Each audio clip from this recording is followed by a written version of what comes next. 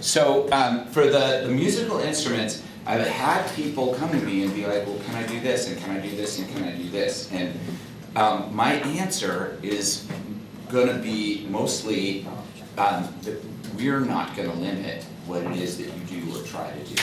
But I highly recommend that you kind of follow along with what I'm suggesting you do, because what I think is really likely to happen is that if you do anything else, anything at all, it isn't going to work. And it's not because you don't have the intellectual ability, it's not necessarily because you don't have the craftsmanship ability, it's because of time. That's going to be the big limitation. It is not, so it's not like out of your reach to design a stringed instrument like a guitar or a violin. It's not out of at least some of your reach to build it. I couldn't. It's out of my reach, at least right now. But I also feel pretty confident that if I really wanted to, I could figure out how to do it. I could gain the skills necessary, and I think that's true for everybody in here as well. The problem is that it would take a long time. Unless you've already built a guitar or a violin before, I don't think you're going to be able to do it in the time that we have. There was people who want to make wind instruments like a flute or like a brass instrument, like a trumpet. Same deal. Like, it is possible to make those things. People made those things by hand for hundreds and hundreds of years. But if you think that you can make a trumpet in 3 months and you've never made one before, you're probably wrong. If you've done it before, then you know, right? You know better than I do. But if you've never done it, my guess is that's just not enough time. Yeah? What about harmonica? It's basically just a carved wooden block. Is it? Yeah. Because it's not. It's not. Harmonicas have little metal, what's the word I'm looking for? Like little tiny strips, little metal strips in them, and they vibrate. And it's that makes the noise. They're called reeds. And so if you can't get all the reeds to be exactly right, you won't get the notes.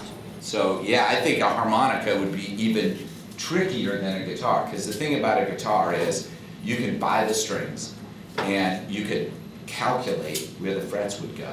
So it's really just about whether or not you could build it.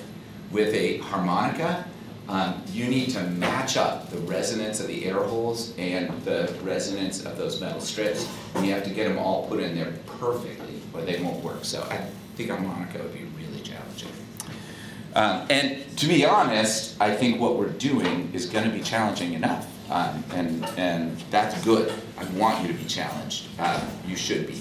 I have been challenged by this, but I also put something together that I want to show you. So on Wednesday, I suggested that you go find a block of wood and kind of put it on our little tester. I set up some rubber bands on here, and I said, like, you know, you could try some blocks of wood, and I showed you how if you kind of plink those blocks of wood, you get some noise, and if you plink them in such a way that they can vibrate for a little bit, you get more of a noise. There are a couple problems with this setup. One is that different pieces of wood may or may not fit on here. So some people came back with these 2x4s, and they're like, how about this? But if you put a 2x4 on here, it doesn't rest on the mechanism.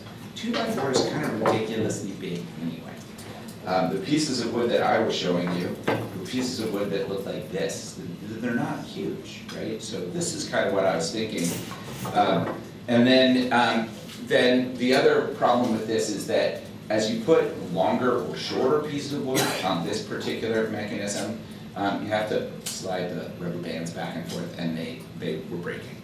So I rigged up something different. I made a new mechanism. It's basically it's still rubber bands, but now the width of the rubber bands in both dimensions can be altered. So you can stretch them apart, and you can move the two stands apart. So this is a much more flexible way of supporting a block of wood. So if we were to take some of our sample blocks blocks of wood here. We can just pop them on this little mechanism, and I even made a little makeshift mallet. And you can see one of the things that's kind of neat about this new setup is it's pretty easy to move the supports closer or farther apart, and so you might notice different resonances. You're not going to get different tones. It's always the same pitch. Now, with this, I can't really hear any difference in the resonance. And we haven't talked about this yet, but we're going to. That's because what's really going on here is there's what's called a standing wave. The standing wave has a certain physical width in this material. And the best way to get resonance is to support your piece of wood in the exact location of the ends of the standing wave. For a piece of wood like this, I don't know where that is. I don't actually know. It might be out at the very ends, so we might get the most resonance by having this all the way out here, or it might be somewhere else. It's kind of hard to predict, and the truth is, it's really hard to hear the difference. But if you make they're called tone bars, those are the little pieces of wood that go on a xylophone. If you make a decent tone bar, not just a piece of wood, but actually make some adjustments to it so that it will vibrate the best, and I'll show you what I mean by that in just a second, then you can really hear the difference. And the more careful of a job you do, both building your tone bar and finding the ends of that standing wave, which are called nodes, the more resonance you're going to get. So here is what a tone bar should actually look like. I didn't have time to do this before class on Wednesday. Thought I could talk you through it. That wasn't super successful. So you can come and look at this later if you want to see a close-up. But basically, it's a piece of wood like this, and it was a rectangle, but I cut kind of an arch out of it. And what ends up happening is the thinner part it's easier for that to vibrate. And because of that, that tends to generate a more pure resonant tone. We get a standing wave somewhere around here. It's not clear exactly where that's going to be, but we have some tricks for figuring it out. So, so this is what I was hoping that you all would make. Some of you came back and you had cut your arch this way. That doesn't work as well because it's the thin strip that resonates. So this part needs to be thin, but this part should be wide. You get the most resonance, the most tone, if we have a thin, wide strip that's attached by an arch to thicker supports, right? So, and you can play around with this today, but what you should discover is that the farther apart the ends of your arch are, the lower the tone. You get a deeper pitch if you do that. It won't change anything else. It should just change it from being to a lower note, a lower frequency. The resonance you're going to get from adjusting the location of the attachment. We're not doing anything permanent right now. Right now, your big job is to try to figure out how to tune one of these things. So here's mine. That's not super resonant, but you can hear the note. And if I've played around with this before, so I sort of have an idea of where those nodes are. If I scoot my supports in just a little bit, you can hear a little bit more resonance. If I scoot it farther out,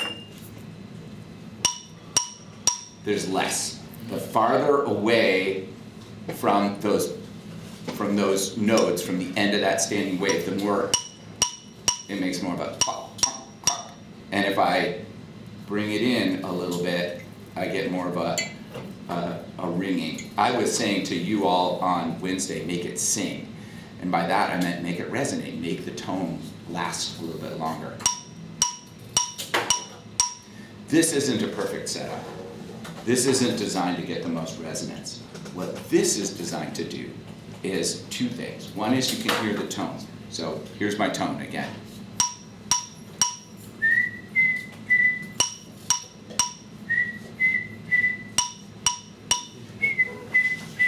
And I have an app on my phone. You all could get a similar app where you can use your Chromebooks that will tell me what note that is. It's called a tone detector. So if I clunk on this, it's not going to work very well in this tone detector because it doesn't, the tone doesn't resonate long enough. So it just keeps saying no tone detected. But I can whistle that tone.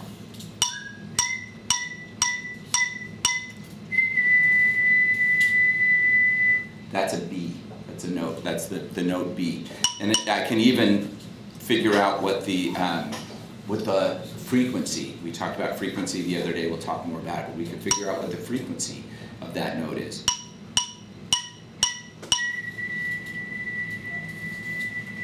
It's about 1,980 wiggles per second. So this is your big goal today, is to try to make something, figure out what note it is, and have it really sing.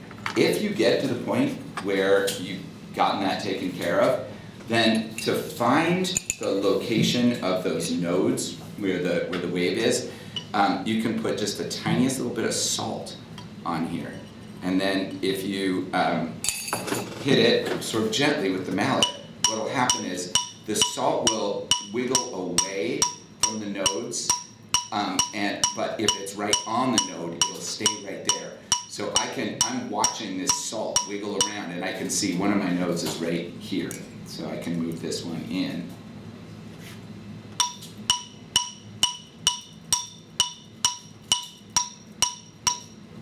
Hard to tell where this one is. I need a little bit more salt. It's converging right about where I've got it. Maybe it's a little bit this way. So these would be my nodes. These would be where I would want to attach it permanently. Don't do that yet. But when you get to the point that you're ready to attach it to something, these are the places where you're going to do the attachment. That'll give it the most resonance. The other thing that we're gonna potentially do, and this would be, I'll show you how to do this. I don't know if we'll have time, but if you take a tube, like a little section of PVC pipe, and put it near the tone bar, that can amplify. Yeah, is that what you were thinking? Yeah, and it works. It works. It'll work really well if you have time. You have to get the measurements right, though. The wavelength of the standing wave on this tone bar needs to be the same as the wavelength of the standing wave in the tube, and they're going to be different. Sorry, not the wavelength, the frequency. They're going to have different wavelengths. So you don't just cut a bar that's the same size as this. You have to. The tube is air vibrating. This is wood vibrating. So there's some calculations that we have to do, but it's not hard, and I'll help you do it when we get there. Your big job today with this is just make a decent tone bar. When you come in, it should look something like this. Like, this is a great size. If you're using a piece of wood that is significantly bigger than this in any dimension, it's probably too large. If you want to make really low notes, you'll need a longer piece of wood because you'll need to carve out your arch to be longer.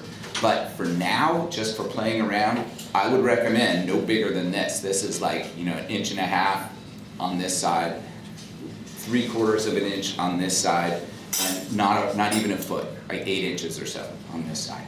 So that's what I would recommend. And what we'll do is we'll just kind of keep this set up in here. I'll move it off of this horrible, messy demo table, and you can bring it in. On Wednesday, people came in and they kind of trashed stuff. They were like using like metal. They hit the piece of wood and they were breaking the rubber bands.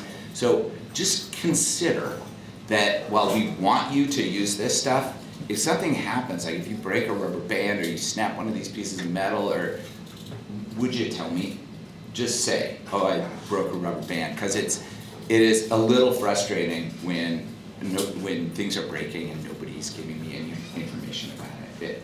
You don't need to worry. You're not going to get in trouble. I just would like to know. All right. So that is the first thing I wanted to tell you, but that is not the first thing that I want you to do. The first thing that I want you to do is I want you to check your grade in Canvas. And in particular, there's 3 things that I know some of you did, but I have either no record or an incomplete record of your work. One of those things is the tangram. If you have a 0, it's because I didn't know where it was. And that may mean that it was perfect, but it didn't have your name on it. Or it may mean that it wasn't in the cabinet when I looked for it, or it may mean that I just missed it. If it's a 10, you're good. If it's in between, then it means that what I saw wasn't complete. That doesn't mean you weren't done. I think there's at least one person in here who made 2, but I only found 1. And the one that I found wasn't the good one. So if you got a 7 or a 6, and you got the whole thing done and you did a really good job, then it means that what I found was not the complete work. So this was worth 10 points, so that's a significant hit to some of your grades if you ended up with a 0 or a 2 or a 3 or something. The next piece was measuring the speed of sound, and what we were looking for there was 10 trials of data where you had a distance and a time, not necessarily 10, just several. And then you used those to calculate a speed by dividing the distance by the time. Some of you got further than others. And depending on what you did and how you approached it and how you were working with us, it was possible for you to get full credit even if you never actually got a calculated speed of sound. If you used the entire class period to diligently collect data and then you never made the calculation, it's probably fine. But there were a bunch of you that I know were doing this and I just don't have any record of what you did. And then the last thing is what we did in class on Monday, which was the waves, exploring waves activity. That's where we were using those big springs. There were a bunch of things that we asked you to do and document what you saw. So there needed to be something submitted to me. I found some paper here and I got that graded. Found some paper in the other room, I got those graded. And there were some people who turned stuff in online, I got those graded. But there were a lot of 0s. And my recollection was that most people were in here like trying to get stuff to work. So before you go to the shop, before you start thinking about tone bars, before you start playing around with any of that, I want you to first look at your grade in Canvas and see where you are, see if there's anything that you have to turn in. This isn't time to complete the work. It's just time to find anything that's missing and get it submitted. As soon as you've done that, then you're ready to move on to what we're working on. Ms. Reinwald, do you have anything to add?